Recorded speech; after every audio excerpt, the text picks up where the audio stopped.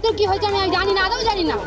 আজকে রেখা পাত্র এসছে বলে আমরা দেখতে এসেছি, যে মানুষটা আমরা দেখি, কারণ তার এলাকায় অসুখ হয়েছে বলে আমরা তার সঙ্গে সমবেতি হতে এসেছি।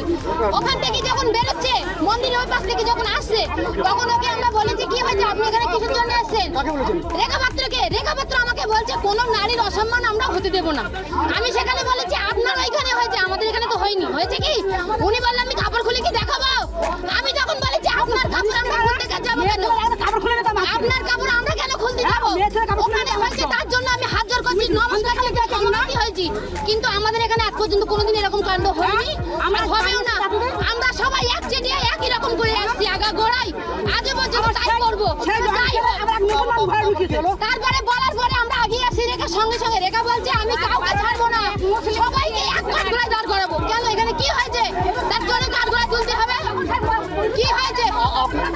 আরেকজন আসছে, ওখানে কি বলেছে আমি জানি না। এই ঠিক জলের ট্যাঙ্কির ওইখানে যখন এসেছে, তখন ওকে মারতে যাচ্ছে। যখন একটা মহিলাকে মারবে, তখন আমি মারবো না, তাকে যাবো না রক্ষা করতে? যখন আমি বিবেকের মাকে ধরতে গেছি, সেই শত্রু উগ্রপন্থী বিজেপির বিরোধী, যে বিজেপির নেতা, যে আর কি তৃণমূলীর বিরোধী, সে তৃণমূলীর বিরোধী, তাকে আমি বলেছি যে কি হয়েছে, মারতে যাচ্ছে কেন? সেই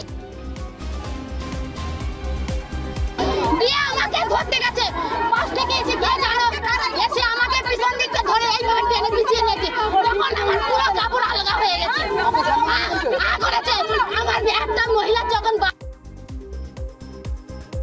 আপনারাই বলুন, আপনাদের ঘরে কি মা বোন নেই?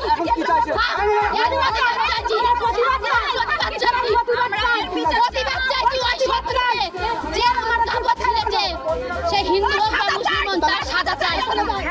গাড়িতে নিয়ে চলে গেল, আমরা তাকে ধরার চেষ্টা করেছিলাম, রেখা পাত্র তাড়াতাড়ি গাড়িতে করে তুলে নিয়ে বেরিয়ে গেল। আপনারা কি চান? আপনারা আমরা ওর সঠিক বিচার চাই। হ্যাঁ, রেখা পাত্র তাকে সুযোগ দিয়েছে, রেখা পাত্র তাকে তুলে নিয়ে গেছে। রেখা পাত্র গাড়ি সিধেই বলছে আমি কি খুলে দেখাবো, তার নিচে সন্দেশখালিটা এখানে বানিয়ে দিয়ে গেল, হরিনারায়ণ সন্দেশখালি বানিয়ে দিয়ে গেল। আমরা সঠিক বিচার চাই। কেন মেয়ে ছেলের গায়ে হাত দিল? এখানে এসে মেয়ে ছেলের কেন অপমান করলো? মেয়ে ছেলের শাড়ি ছিল, ব্লাউজ ছিল, কেন? আমরা প্রতিবাদ চাই। দেখুন, আমরা রাজপুর খড়িডাঙ্গায় গেছিলাম প্রচারের জন্য, এবং ওখানে দুজন বিজেপি কর্মীর বাড়িতে প্রচণ্ডভাবে আক্রমণ করা হয়। আগামী শনিবারে ওনাদের উপরে ওনারা দেয়াল লিখেছিলেন বিজেপির হয়ে, তার জন্য সেই দেয়াল রং দিয়ে মোছার চেষ্টা করেছিলেন, সেটাই আমরা দেখতে গেছিলাম, এবং ওনাদের উপরে মারধর করা হয়েছিলেন। তারপরে যাওয়ার পরে ওখানে টিএমসির গুন্ডা বাহিনীরা, ওখানকার যে পঞ্চায়েত প্রধান, উনি বাজে ল্যাঙ্গুয়েজে আমাদেরকে গালাগালি করেন। তবু আমরা কিছু বলি না, যেহেতু আমরা জানি এটা টিএমসির, এটা করণীয়, টিএমসি প্রত্যেকটা জায়গায় এটা করে। সেই ক্ষেত্রে আমরা আমাদের ভারতীয় জনতা পার্টিতে তো এরকম কোনো ধারা নেই যে আমরা বাজে ভাষা বলি কি বাজে কাজ করি ওনাদের সাথে। এটা টিএমসি পার্টির কাজ, টিএমসি পার্টি থেকে করেছিলেন। তারপরে আমরা চলে আসি যখন, তখন আমাদের আরও সদস্যরা ওখানে পৌঁছায়, তাদের উপরে হামলা করে এবং আমাদের গাড়িতে ইট মারেন।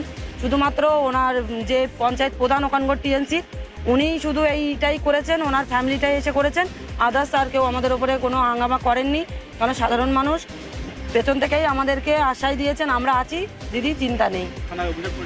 অবশ্যই এখন হসপিটালে ছিলাম মেডিকেল করেছি, আমরা থানায় যাবো এফআইআর করতে, এখন থানায় যাবো আমরা।